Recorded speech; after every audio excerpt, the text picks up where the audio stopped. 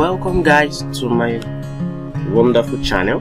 So today I have another video of a python moving around in the monkey island.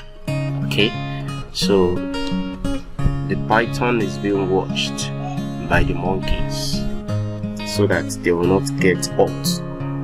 So the python is looking for a prey to eat up and get satisfied.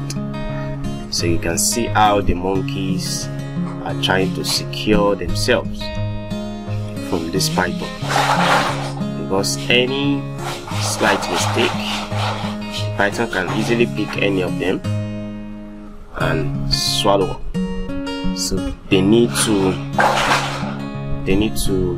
be careful so that they cannot be eaten up, because they are a prey to the python. So I want you to watch this video till the end and make sure you like it. See you same time. Bye. Please don't forget to kindly subscribe to this channel. Let's keep pushing this channel.